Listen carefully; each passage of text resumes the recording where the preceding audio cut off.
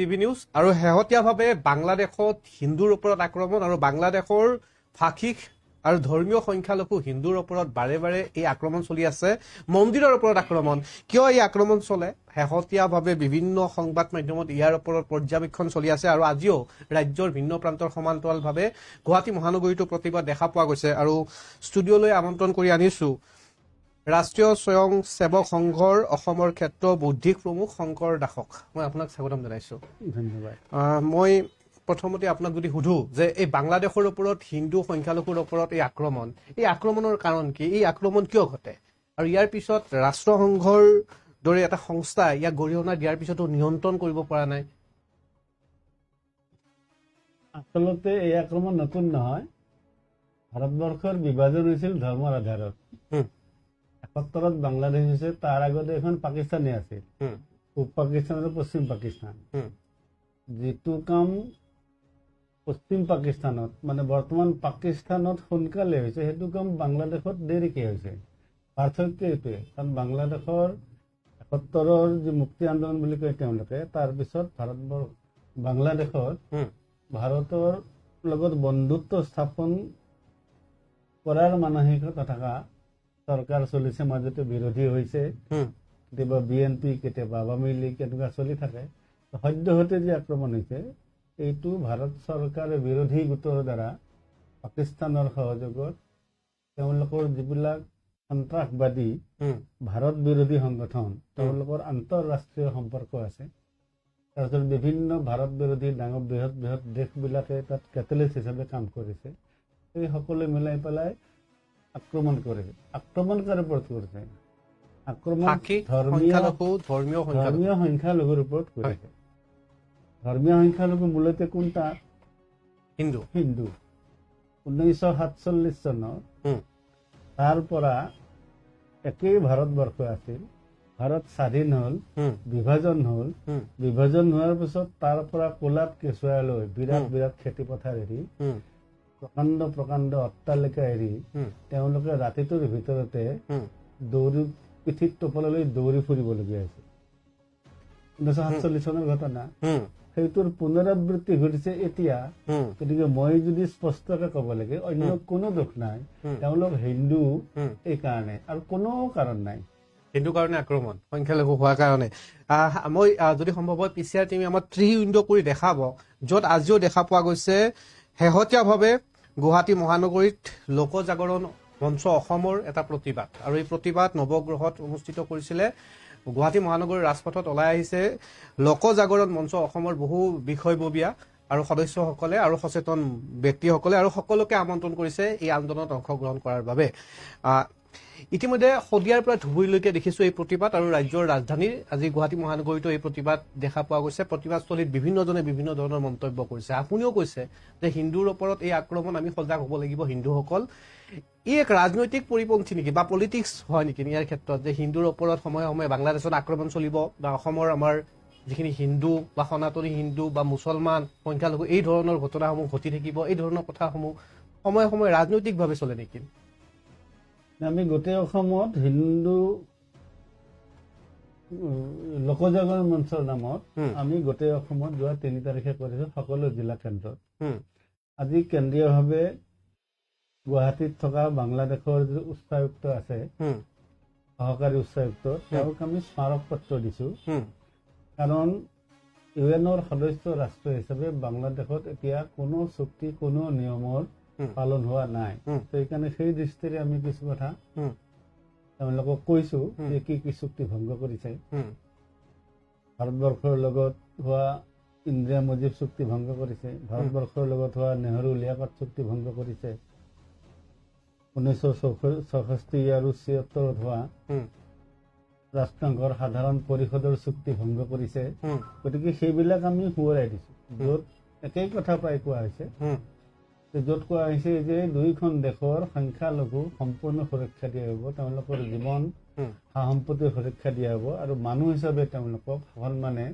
জীয়াই থকাৰ অধিকাৰ দিয়া হ'ব এই সকলোবিলাক তাত সংখ্যালঘুক খৰ্ব কৰা হৈছে মূলতঃ হিন্দু কিন্তু অন্যান্য যিবিলাক আছে খ্ৰীষ্টিয়ানো আছে তেওঁলোকো পাৰ্চিকুটেড হৈছে গতিকে সংখ্যালঘু ধৰ্মীয় সংখ্যালঘুসকলৰ ওপৰত যে আজি মানৱ অধিকাৰ দিৱস, গতিকে মানৱ অধিকাৰ দিৱসৰ দিনাখন যাতে তাত ধৰ্মীয় সংখ্যালঘুবিলাকৰ মানৱ অধিকাৰ সৰ্ব নহয় অক্ষুণ্ণ থাকে, তাৰ কাৰণে আমি চৰকাৰক জনাইছো। পেপাৰে অহা যিবিলাক আমি দেখিছো, উকিল বিচাৰি নাপায় হিন্দু মানুহে। তাত হিন্দু মানুহে চাকৰি কৰিব নোৱাৰে, চাকৰিৰ পৰা জোৰপূৰ্বক 42 বাংলাদেশত 43 জন চৰকাৰী চাকৰিত বৰখাস্ত কৰিছে কেৱল হিন্দু হোৱাৰ কাৰণে। আৰু এটাই অন্য কোনো কাৰণ নাই। গতিকে তাত হিন্দুৰ আক্ৰমণ কেৱল হিন্দু হোৱাৰ কাৰণে অন্য কোনো কাৰণ নাই। গতিকে তাত ৰাজনীতি আছে, আন্তৰ্জাতিক ৰাজনীতি আছে। বাংলাদেশ সৰু দেশ, 17-18 কোটিৰ দেশ, তেওঁলোকে 16 কোটি বুলি কয়, 17 কোটিৰ বেছি জনসংখ্যা হ'ল।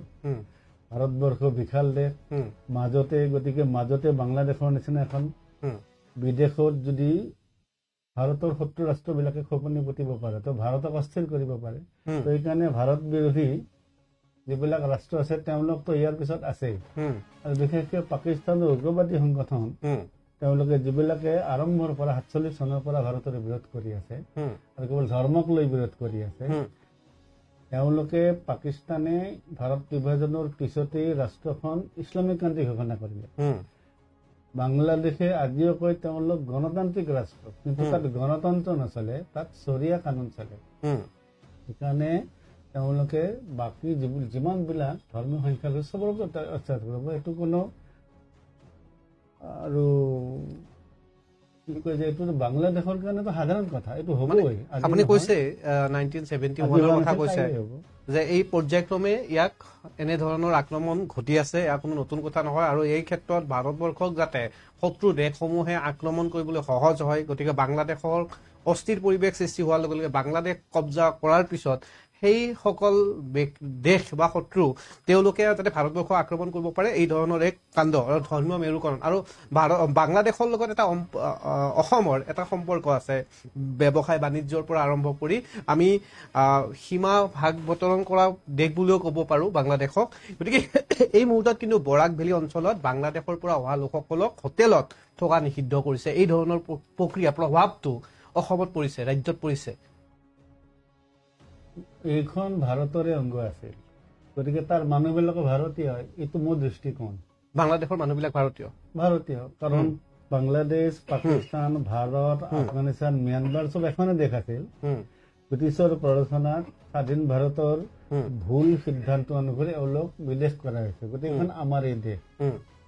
যিবিলাকে ভাৰতবৰ্ষৰ স্বাধীনতাত আমাৰ লগত কান্ধত কান্ধ মিলাই ব্ৰিটিছৰ বিৰুদ্ধে বাংলাদেশৰ মানুহটো যুঁজিছিল, গাই কেন্দ্ৰ আছিল, গতিকে তেওঁলোকক মোৰ দৃষ্টিত মই বিদেশ বুলি নাভাবোৱে। আৰু যিহেতু বাংলাদেশ বা পাকিস্তান ধৰ্মৰ ভিত্তিত হৈছে, মুছলমান থাকিব তাত, কিন্তু সকলো হিন্দু ভাৰতবৰ্ষত অহাৰ অধিকাৰ আছে। কাৰণ তেওঁলোকৰ কাৰণে সংৰক্ষণ, তেওঁলোকক সুৰক্ষা দিয়াৰ ব্যৱস্থা একমাত্ৰ ভাৰতে কৰিব পাৰে, আৰু ভাৰত তেওঁলোকৰ মূল দেশ। তো সেই দৃষ্টিৰে যদি তেওঁলোক আহে, আমাৰ সংবিধান আছে, নিয়ম কানুন আছে, তো সেইমতে তেওঁলোক আহিব। আহিয়ে ভাৰতৰ নহ'ব, দুনিয়াৰ বিদেশৰ মানুহ ভাৰতত আহি আছে, তেওঁলোকে থাকিব। কাইলৈ পৰ্যায়ক্ৰমে যদি তেওঁলোকে নাগৰিকত্ব বিচাৰে, তেওঁলোকক নাগৰিকত্ব দিয়াত কোনো আপত্তি থকা উচিত নহয়। কাৰণ তেওঁলোকে আমাৰ লগত কান্ধত কান্ধ মিলাই ব্ৰিটিছৰ বিৰুদ্ধে ভাৰতবৰ্ষৰ স্বাধীনতাৰ যুঁজত যুঁজিছিল। তেওঁলোকৰ দুৰ্ভাগ্য, তেওঁলোকে বিচৰা নাছিল ভাৰত বিভাজন হওক, কাৰণ তেওঁলোকে আন্দোলন কৰিছিল ভাৰত স্বাধীন হ'ব লাগে। কিন্তু বিভাজন কোনে কৰিলে? সেই সময়ত নেতৃত্বই কৰে। নেতৃত্বই বিভাজন কৰিব তেওঁলোকেতো নাজানে। আগদিনা 14 আগষ্ট ৰাতিলৈ তেওঁলোকে ভাৰতবৰ্ষৰ স্বাধীন হৈছে ঘোষণা শুনিছে ৰেডিঅ', আৰু পিছদিনা দেখিছে আমি বিদেশী। এই যি ভয়ংকৰ মৰ্মান্তিক কাণ্ড হৈছে, তাৰ পিছত যিটো অত্যাচাৰ হৈছে, সেই অত্যাচাৰৰ আমি আজি কল্পনা কৰিব নোৱাৰো। 47 যিসকল ভুক্তভোগী 2-4জন বাচি আছে, তেওঁলোকক সুধিলে আমি গম পাম। সেইকাৰণে এতিয়া হোটেলত থাকিব দিয়ে নে নিদিয়ে, বিদেশী মানুহ থাকে, ইংলেণ্ডৰ মানুহ আহিলে হোটেলত থাকিব পাৰে, নিয়ম মানি চলিব লাগিব। সেই নিয়ম লৈ তেওঁলোক যদি আহিছে, আৰু চুবুৰীয়া ৰাষ্ট্ৰ হিচাপে মানৱীয় দৃষ্টিৰে তেওঁলোকক, যিকোনো মানুহ ডকাইতি কৰি চুৰি কৰি কিবাত পৰিলে আমেৰিকালৈ যায়, শৰণ দিয়ে নে নিদিয়ে?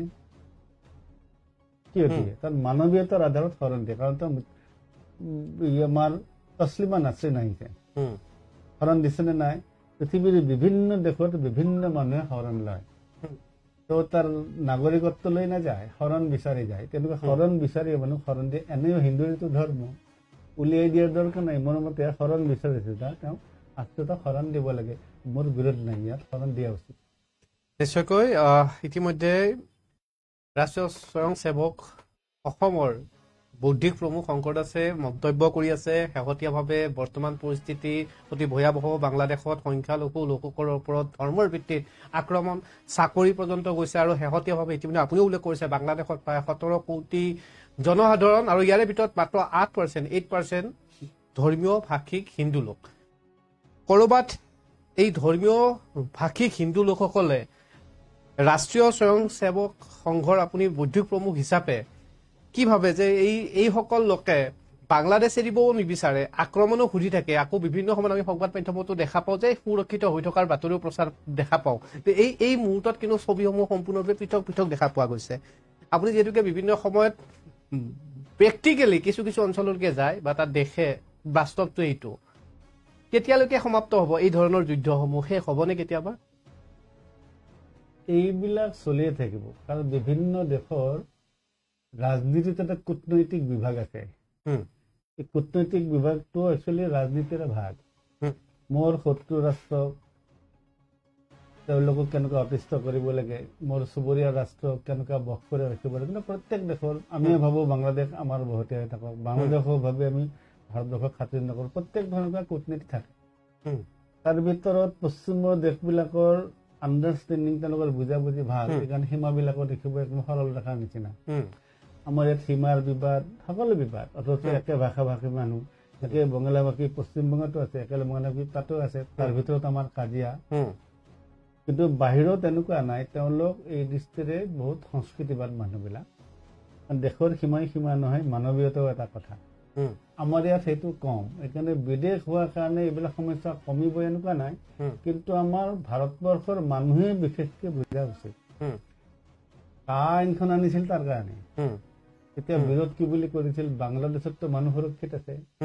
বিভিন্ন চেনেলে গৈ পেলাই কৈছে এয়া অসমৰ মানুহ ইয়াত সুৰক্ষিত আছে, ইয়াত বঙালী অসুৰক্ষিত কেনেকে হ'ল? 1.90 লাখ আহিব, কিবা কিবি আহিব। সেইবিলাক মানুহে আমাক ফোন কৰে, মানে RSS কি কৰিছে, হিন্দুৰ ওপৰত অত্যাচাৰ হৈছে। অৰ্থাৎ ক'ৰবাত অনুকম্প আমাৰ আছে আৰু থাকিবই, স্বাভাৱিক থকাটো উচিত। তো সেইকাৰণে ইয়াৰ সমাধান কেতিয়া হ'ব বুলি ক'লে কোৱা টান।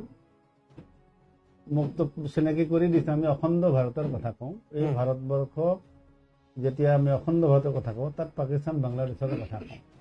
এই দেশক মাতৃভূমি বুলি ভাবিলে, ধৰ্মভূমি কৰ্ম বুলি ভাবিলে সমস্যাৰ সমাধান কিছু হ'ব, কিন্তু ভোগভূমি বুলি ভাবিলে এই সমস্যা সদায় থাকিব।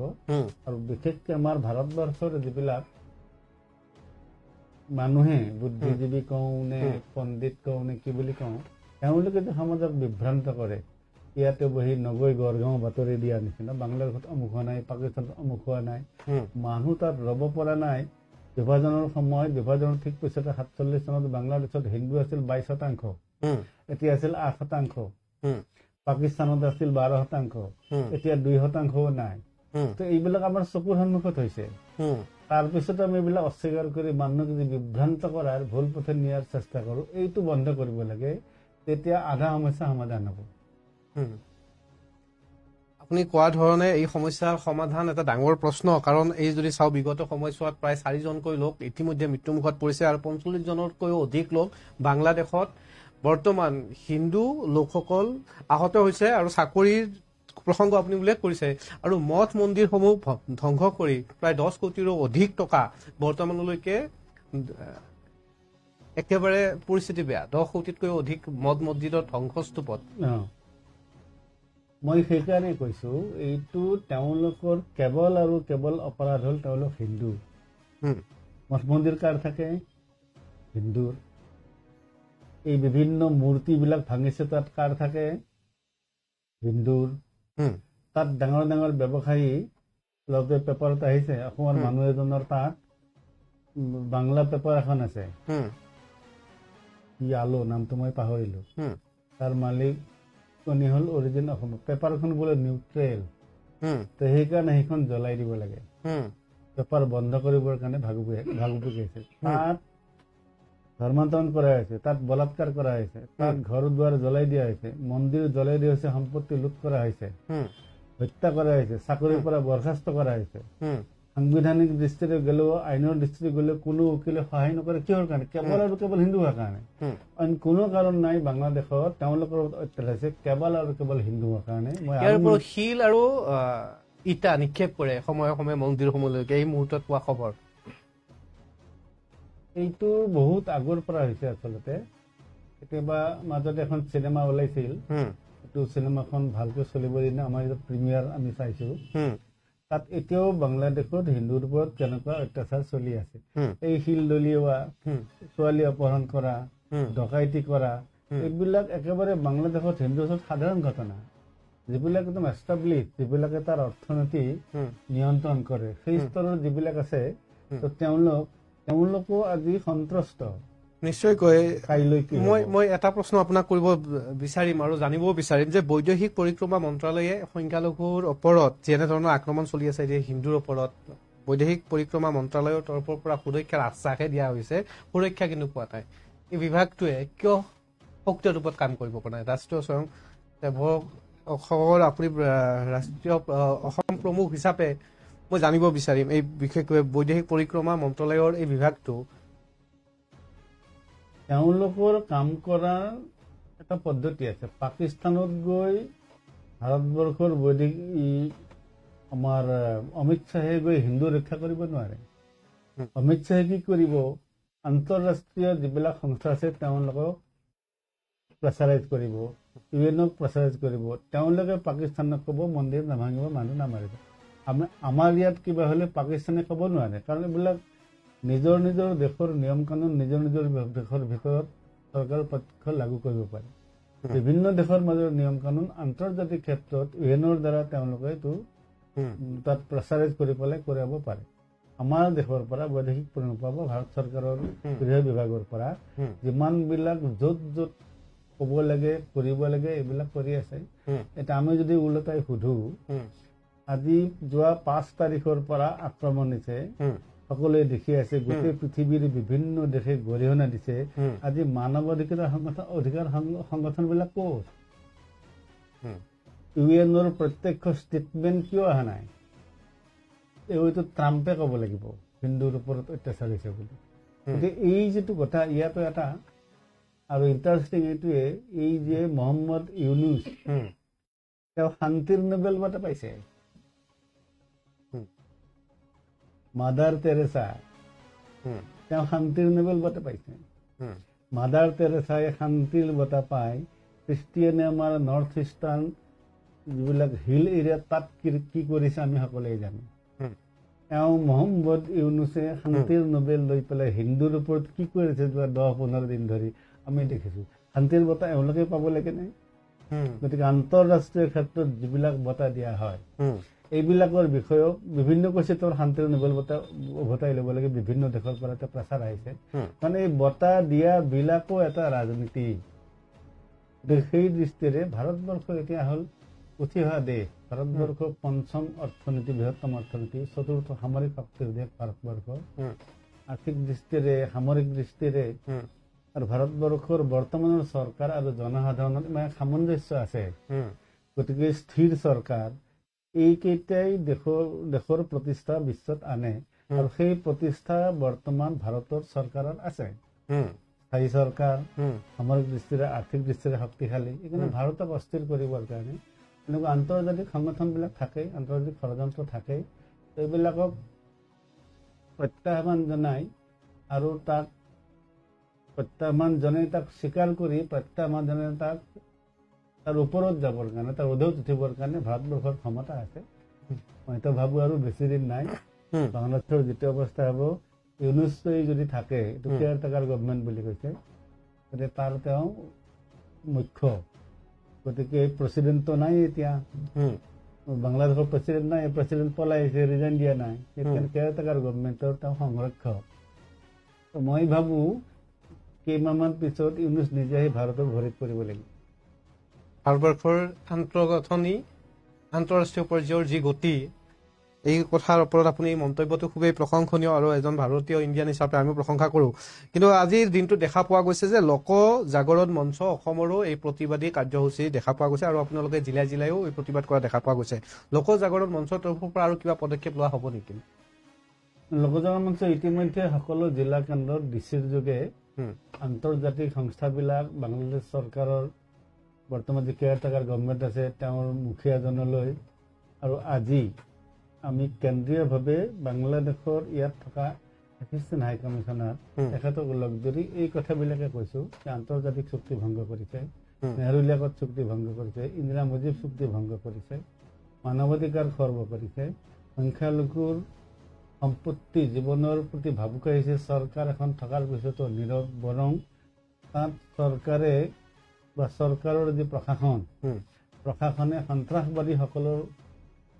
লগতহে তেওঁলোকে সহযোগ কৰিছে এই কথাবিলাক আমি জনাইছো তো ইয়াৰ পৰিৱৰ্তন ঘটাই তাত বিশেষকে চিন্ময় কৃষ্ণ দাস তেওঁক সন্ত্ৰাসবাদী বুলি কৈ তেওঁক এৰেষ্ট কৰিছে সন্ত্ৰাসবাদীয়ে দেশদ্ৰোহী বুলি কৈছে বাংলাদেশৰ এজন দেশদ্ৰোহী মানুহ তেওঁ গতিকে এইবিলাক সকলো দায়িত্ব মুক্ত কৰি তেওঁক ৰেহাই দিব লাগে তেওঁক কাৰাগাৰৰ পৰা মুক্ত কৰিব লাগে এইটো আমি লিখিছো আৰু আজি মানৱাধিকাৰ দিৱসৰ দিনাখন বাংলাদেশ চৰকাৰে যাতে তেওঁলোকৰ কাৰো বিশেষকৈ সংখ্যালঘু হিন্দু সংখ্যালঘু আৰু অন্য ধৰ্মীয় সংখ্যালঘুসকলৰ মানৱাধিকাৰ সুৰক্ষিত কৰিব পাৰে সেই দৃষ্টিৰে যি যি পদক্ষেপ ল'ব লাগে সেই পদক্ষেপ ল'বৰ কাৰণে আমি আহ্বান জনাইছো যে তেখেতক লগ ধৰি পেলাই আমি স্মাৰকপত্ৰ দিয়াই নিশ্চয়কৈ বহু ব্যস্ততাপূৰ্ণ সময়ৰ পৰা আপুনি অকণমান সময় দিয়াৰ বাবে আমি ধন্যবাদ জ্ঞাপন কৰিছোঁ আপোনাৰ সুস্বাস্থ্য কামনা কৰিছোঁ আৰু ডিবি নিউজৰ দৰ্শকসকলক জনাওঁ যে বাংলাদেশত চলি থকা এই আক্ৰমণৰ বিষয়ে ইতিমধ্যে বুদ্ধিজীৱী শংকৰ দাসে যিখিনি কথা ক'লে সঁচাকৈয়ে অতি জানিব লগা কথা কাৰণ বাংলাদেশত আক্ৰমণৰ তাৰ পিছৰ ষ্টেপটো কিন্তু ভাৰতবৰ্ষৰ বাবে যে শুভ নহয় বা ভাৰতৰ শত্ৰু দেশসমূহে কেনেধৰণে কি পৰিকল্পনা কৰে কিছু আভাস দিবলৈ চেষ্টা কৰিছে আৰু সকলো কথা কেমেৰাৰ সন্মুখত কোৱাটো সম্ভৱো নহয় তেখেতৰো বা আমাৰো কিছু প্ৰশ্ন কৰাটো সম্ভৱ নহয় কিন্তু মই বিদায় ল'ব লাগিব শেষত এটাই কথা কওঁ যে এনেধৰণৰ সংঘাতসমূহ পৰিহাৰ হ'ব লাগে আপোনাৰ পৰা মই জানিব বিচাৰিম শেষত কি আহ্বান জনাব আমাৰ অসম ৰাজ্যত কিন্তু ইয়াৰ প্ৰভাৱটো পৰিব ধৰিছে ক্ৰমান্বয়ে